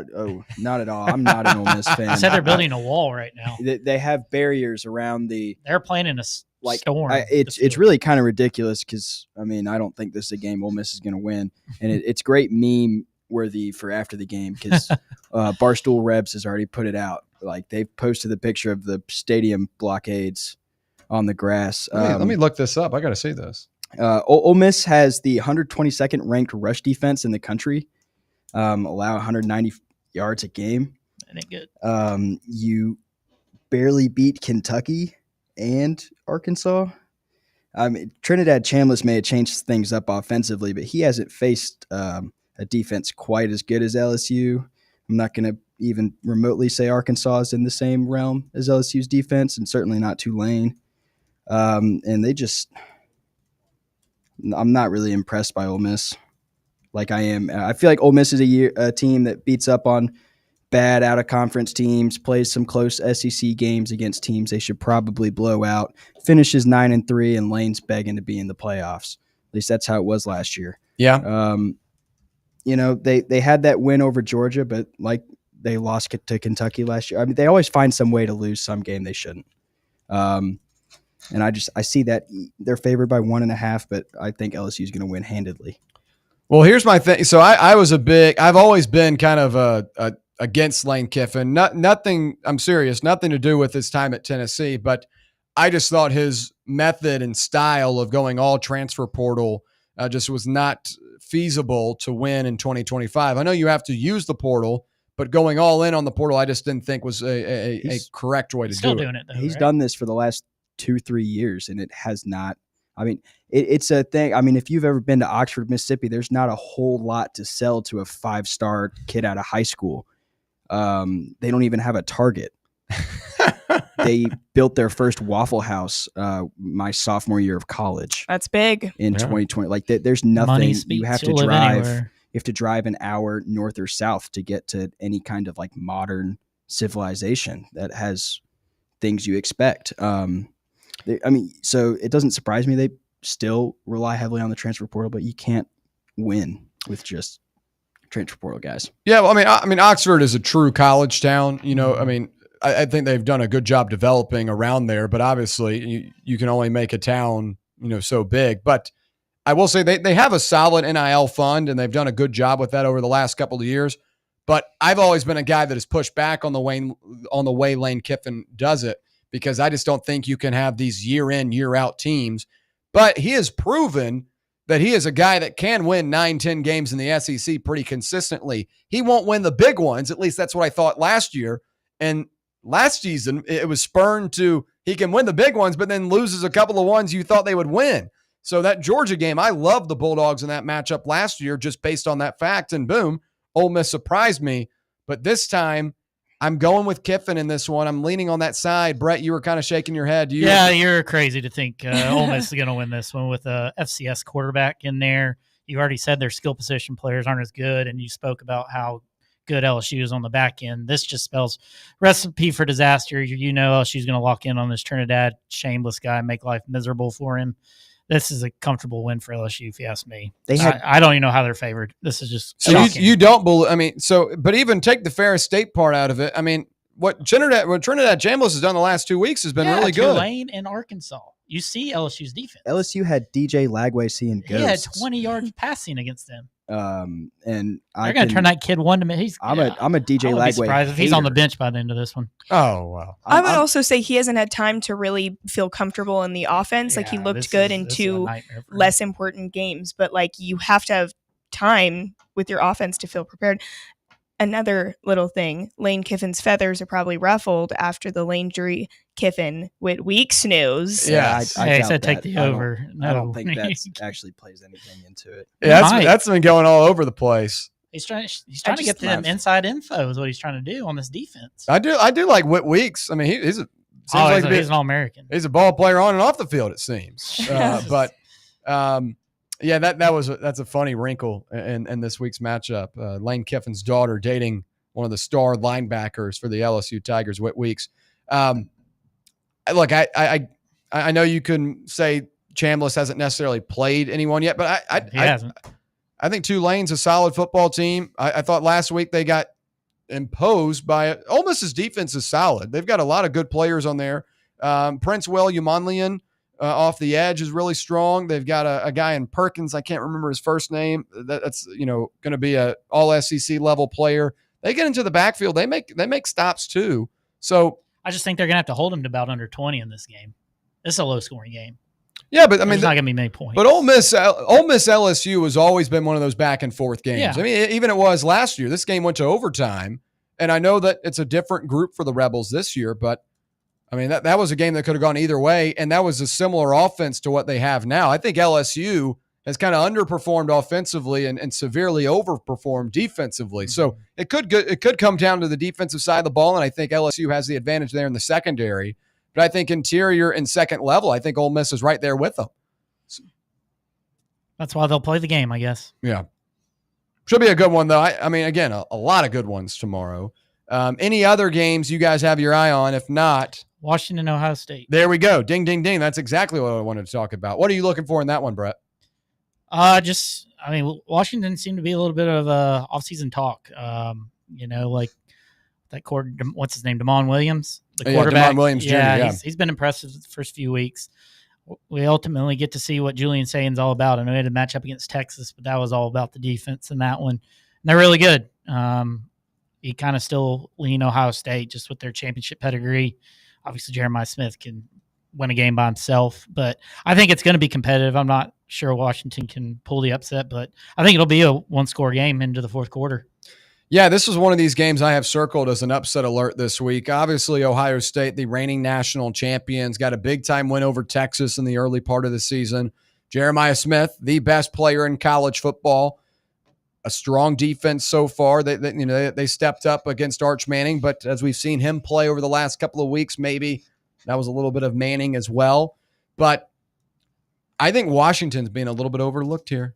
I'm not saying they're going to win the game, guys. I'm not saying they're going to win the game. But I think they're being overlooked in what they can do in their home building. It gets rocking in there. That's a good crowd. One of the coolest stadiums in college football, by the way, because it's right there on the water. Similar to us, right? Yeah, similar to us. Yeah, one of a very few handful of stadiums in the United States, period, that are right off the water. But I think Washington, at least at the number, +8.5, +8 on VIP play, you're getting more than a touchdown of insurance for an offense that has been top 10 in the country in scoring. Number 2 overall in scoring, that is Washington. And Damon Williams Jr. is a little bit undersized at 5'11", but this is a player that can make a ton of plays out of the backfield, extend plays with his legs, and has been solid down the field. I encourage everyone out there, watch Jonah Coleman tomorrow, the running back for the Huskies, one of the best in the country, and has gotten off to a great start to the season in that sense as well. I'm interested to see Julian Saban. Yeah. How does he look in his first true road environment? Because the Purple Rain will be loud and proud. I wish this were a night game too. I know we've got so many big night games tomorrow, but this would have been fun at night. But I guess it'll be encroaching. Hold on. This is going to be like a 12:30 local time kick because it's 3:30 on CBS. So I guess, never mind. But I wish it were a night game. That would have been fun. Jackson, you raise your hand. Something to add? Yeah, I got one last game I'm going to be paying attention to, and it is the 7:45 kickoff between South Carolina and Kentucky. There you go. South Carolina's favored by 5.5, but I'm looking for Kentucky to put the nail in the Beamer coffin in Week 5. Go ahead, 3 losses, no playoff hope for you. You're done. Kentucky's, I think, is a better team than they get credit for this year, which it's really weird hearing myself say that. But they had that weird one against Toledo to open the year. They only win by 8, and then they played Ole Miss really close, and then they had a really good offensive showing against Eastern Michigan, which isn't necessarily someone of value, but look out. I mean, South Carolina's reeling.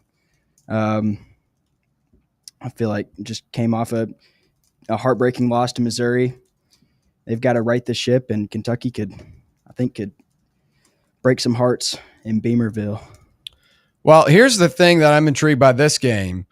Cutter Bowley, I think, is going to get the start for Kentucky on Saturday. Zach Calzada, the starter for the season, transferred over from Auburn, Texas A&M, and Incarnate Word, is now going to the bench for Cutter Bowley. Tough matchup to be, making your first start up against Lenora Sellers and company, a good South Carolina team that has underperformed so far this season. But if there's a time to do it, I mean, on the road could be a tough one for Kentucky. Could be a tough one for the Gamecocks. I know Brett's not a big fan of the environment at Kroger Field, but no, might get rocking tomorrow night. That's at South Carolina. This at South Carolina. Excuse me. Okay, at South Carolina. Excuse me. At South Carolina. I may retract my statement that Kentucky might break some hearts, but it could still be a good game. Yeah, I think it's going to be tough for a backup quarterback, a new quarterback coming into a matchup like that. That's a tough place for your first career start, especially at night. I must have read that wrong. Errors and omissions, folks. South Carolina hosting Kentucky. I read it wrong, too. So you're good. I wouldn't even have brought it up. No, you're good. No worries. All right, well, that's a lot of college football in the books. When we come back, NFL Week 4, Ravens, Chiefs, the big one this weekend. We've got a Chiefs fan here in the building. I'm sure he'll want to talk about it. We'll also cover the other big matchups for the weekend as well. Stay right here. It's The Playbook, presented by VIP Play on Fan Run Radio. For the fans, by the fans. This is Fan Run Radio, Knoxville. Hey, Vols fans, Cody Brown here. I grew up right here in Tennessee and know what it means when someone says, I've got your back. That's why you can trust Farm Bureau Insurance of Tennessee. Whether it's your home, your vehicle, your family's future, or the business you built from the ground up, we will show up for all of your insurance needs. We are Tennesseans who understand what matters, which is doing right by you. Insurance is not all about just paperwork and policies, but it's about the people we insure every day. So if you want insurance that hits home, give me a call at 865-992-3871. Go Vols. Hi, this is Bo Kregner from the Kregner Group at Realty Executives. And I know there's a lot of choices here in East Tennessee when it comes to choosing a realtor. Here's why the Kregner Group is different. At the Kregner Group, our motto is walking by faith, serving others. It's how I live my life. It's how I run my business. Here at the Kregner Group, we're committed to doing real estate the right way. Faith, honesty, integrity. The Kregner Group. Call me anytime at 865-742-1035 or visit my website at bonoshouses.com. It's football time in Tennessee, so crack open a cold beer that doesn't fumble the flavor. Garage Beer is 100% beer-flavored beer. No gimmicks, just cold beer. Built for bonfires, backyards, and beating Bama. Garage Beer is proud to be brewed right here in the Volunteer State. So pick up a 12-pack today and look for the drive celebrating Football Fridays at select Garage Beer headquarters around town this fall. American-owned, Tennessee-brewed Garage Beer. 100% beer-flavored beer. In a world filled with deadlines and screens, sometimes we forget the simple joys of life, days filled with special moments. At Inward Half, we understand the essence of these moments. Feel the difference between our breathable fabrics and flexible apparel as you disconnect from the hustle and bustle and reconnect with what truly matters. Inward Half. Simple luxury for on and off the course. Vol fans, reimagine your home at Broadway Carpets and Flooring for any remodeling or building needs. With a variety of carpets, rugs, hardwood, vinyl, and stone, Broadway has all the flooring and installation options you're looking for, including pet-resistant products like Pet Perfect Carpet from Shaw Floors. Visit their showroom in downtown Knoxville or the location in West Knoxville located on Kingston Pike near Pellissippi Parkway today. Ready to launch your career? Axle Logistics is a leading third-party logistics company where excellence is an energy. With an award-winning culture, Axle proves that positive outcomes come from a positive environment and a work hard, play hard mentality. At Axle, the drive for success is infectious. And with an uncapped commission structure, hard work isn't just noticed, it's rewarded. For those with big goals and even bigger dreams, Axle Logistics is the place to start your career.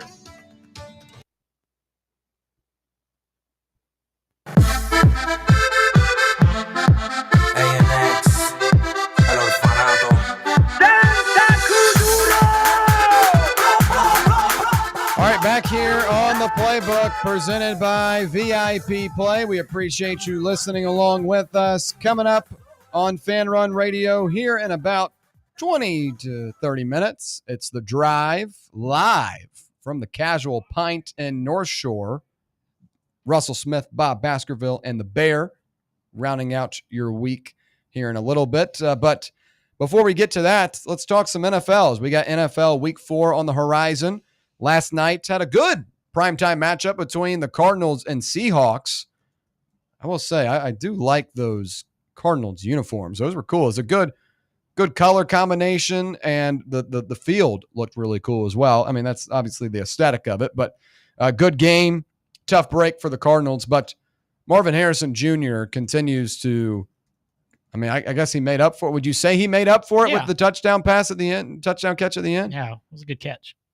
That was a good catch. He got mossed. But he did cost his quarterback a turnover in the red zone a little bit before. Yeah. So I don't know. The game was terrible until the fourth quarter. Yeah. It was really boring. Yeah. Well, see, I watched Army ECU and then tuned over and moved over to what? He had a bet on it. I'm a college football but you said connoisseur. 21-0 after like the first quarter, didn't you? I know, but that doesn't. I mean, I ended like 7-6 after that. It was 28-6 was the final. Yeah. So you know. Yeah. I'm a college football connoisseur. I have to. All right. We'll start with the 1 p.m. window. Game I'm looking forward to, Philadelphia and Tampa Bay, a battle of 2 3-0 teams in the NFC. The Eagles, with their voodoo magic, travel to Tampa Bay to take on the Bucs. Mike Evans banged up, but Baker Mayfield has played really well this season. Talk about just the 180 that his career has done ever since he trotted out on the field on Thursday Night Football about 3 or 4 seasons ago off of, like being signed 2 days before or like the day of. Yeah. He's had an incredible turnaround of his career, but now facing a big-time test early in the season up against the Eagles, who benefited from the chaos in that 1 p.m. slate last week, had that blocked field goal as time expired, and they took it all the way back to the house. It was significant to some as the score went from 1 point up to 7. But anyway, do you believe Tampa Bay can go to 4-0 even with a receiving core that's banged up right now? We'll open it up to the panel. Brett, beginning with you. Tampa Bay against the Eagles, what do you make of it? Well, the Eagles are skating by these first 3 weeks, 3 close ball games.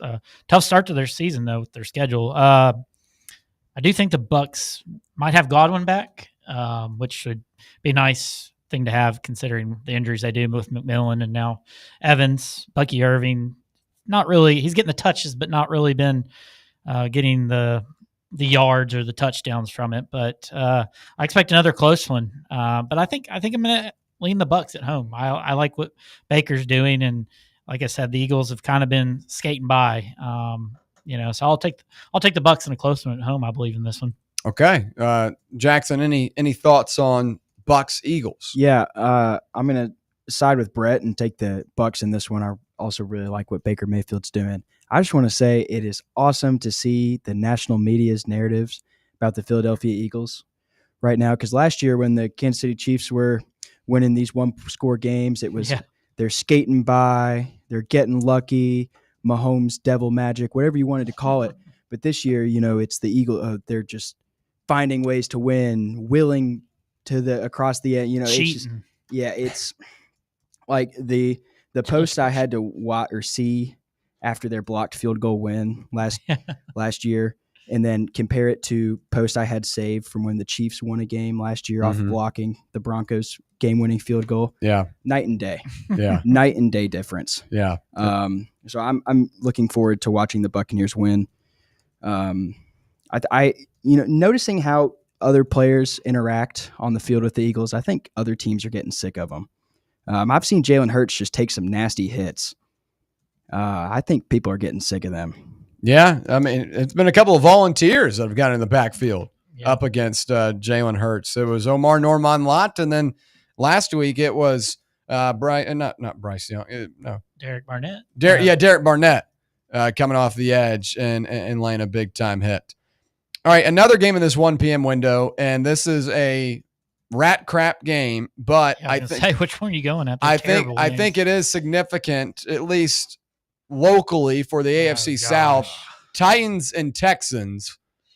This is more so angled for the Texans because they're 0-3 and they got rid of Bobby Slowick this offseason because of their underperforming in the postseason last year. But what do the Texans have to do against this pitiful Titans team to spur any momentum of possibly turning this season around? No 0-3 team, by the way, has made the playoffs the last 12 years in the NFL. Texans going up against a horrible, horrible, horrible, horrible Titans team Sunday. What do they have to do in your eyes to be able to maybe find any momentum and turn things around this season, Brett? Again, another team that's kind of been unlucky in their 3 games. I mean, they've been right there in the fourth quarter in all 3 games, and just haven't got over the hump. But yeah, their offense is, I don't even know what to say about it. Maybe it's simple as they need Joe Mixon back because Nick Chubb hasn't been bad, but Joe Mixon, he makes a big difference. He's a 1,000-yard runner and he's as solid as they can be, but I don't know if they're getting him back this season. So they changed their whole offensive line for some reason, trading players. They've kind of asked for it, that sort of thing. But this is a fireable offense if they lose this weekend. Sure. I mean, you can't lose the Titans at home. You just can't. As 7.5-point favorites, I mean, you just got to play mistake-free football, and I think you'll be fine. You can't lose this game. All right, let's move to the 4 p.m. slate, 425, 405 slate, and it is loaded, folks. Not only do we have the Ravens and Chiefs, not only do we have the Colts and Rams, we also have the 49ers and Jaguars, and that's going to be a fun one in San Francisco. We don't have to talk about it, Brett. Don't worry. Good. Colts, Rams, I'm intrigued by because this Colts team has been well-oiled all year long, no pun intended, to their home building of Lucas Oil Stadium. But now going up against a Rams team that I still think has played great football this year, really should be 3-0. This should be a battle between undefeated teams. Jackson, what do you make of this one, Colts-Rams? Yeah, I'm really excited for this one. Stephen A. Smith earlier this week had the Colts as one of his top 5 teams in the league. Daniel Jones looks like a completely different quarterback now that he finally escaped the hellhole that is New York. Yeah. The Colts they look like a playoff contender right now. One of the best offenses in the league, 34.3 points per game, and then a defense that is also top 10 in almost every metric in points allowed, yards, both rushing and passing. I think the Colts might really establish themselves this week. Yeah, Colts, Rams will be a good one. Also, we've got the Ravens and Chiefs. Big one for both these teams because they're 1-2, have had a couple of tough losses. They played some good teams, be it that. But going 1-3, I think, would be demoralizing for either of these teams as they're both in that Super Bowl race. Making the postseason is not an achievement anymore. Getting a win in the postseason, not an achievement anymore. They're trying to win Super Bowls with both these rosters, but 1-3 puts them at a significant disadvantage. Which team needs this one more tomorrow? Sunday, the Chiefs or the Ravens, considering what's unfolded so far this season? Right now, I'd say the Ravens because I know that the Chiefs are going to be able to find, their way somehow into the postseason as a wild card. They've got that, the voodoo magic is there. Xavier Worthy's coming back. Rashee Rice is coming back. They've still got good football ahead of them.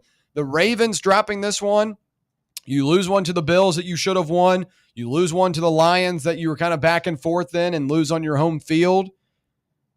You lose this one to the Chiefs, and now you're sitting at 1-3 with 3 losses to, good teams in the NFL, good regular season teams in the NFL, that is. Not the Lions, not a contender in my eyes. But who needs this one more, Ravens or Chiefs, Brett? Chiefs, just for division purposes. I think Cincinnati's going to come back to earth with no Burrow. I don't think Pittsburgh's very good, and I think Baltimore.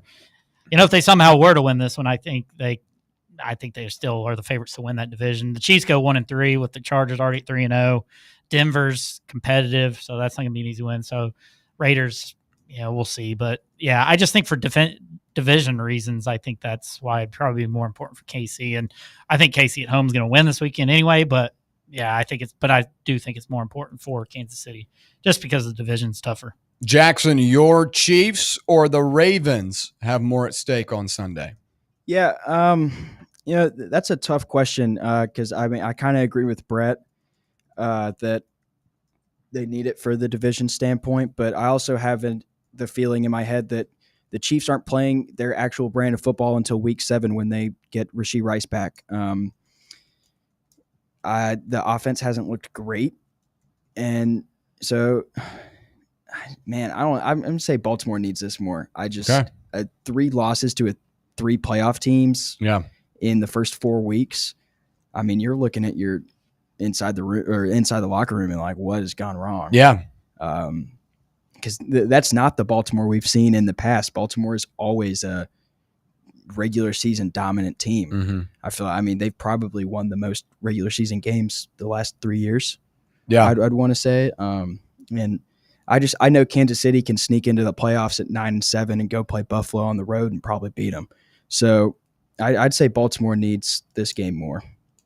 All right, real quick before we hit the break, getting a question, NFL related from the YouTube chat. Do I start Marcus Mariota over Tua Tagovailoa this week in fantasy? I would say yes. Tua going up against the Jets. That's a divisional matchup. The Jets defense has a number of really talented cornerbacks, Sauce Gardner being one of them. I like the Jets defense better than I do the Falcons, who have looked less than stellar to begin the season. I just shut out the Panthers. Or no, it was Falcons.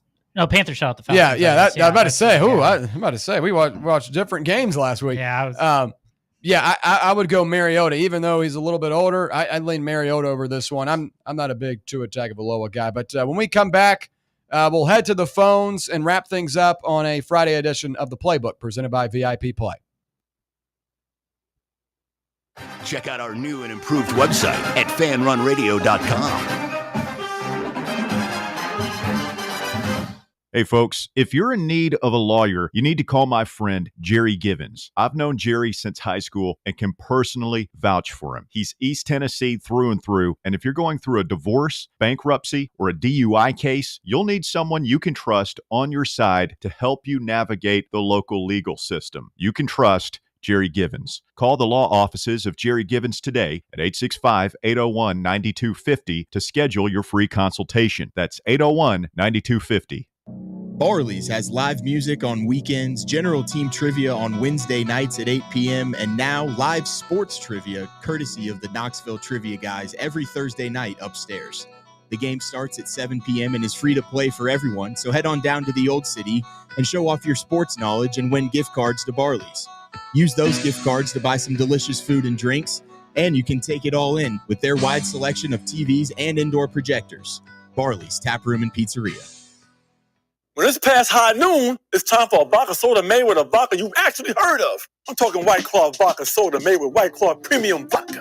JB Smooth only drinks vodka soda made with the world's smoothest vodka. And you can too. Pick you up a bottle of the triple wave filtered vodka that's been distilled 5 times. White Claw premium vodka comes in 4 flavors: black cherry, mango, pineapple, and just vodka. You haven't had vodka like this. no one has. White Claw Premium Vodka. Please drink responsibly. Got a problem tree looming over your home? Call ECR Total Landscapes. Whether it's trimming, removal, or storm cleanup, our certified pros get the job done safely and efficiently. We're licensed, insured, and ready 24/7 for emergency calls. Big or small, we cut them all. ECR Total Landscapes. Call now for a free estimate, 865-384-2012, and mention promo code FAMILY.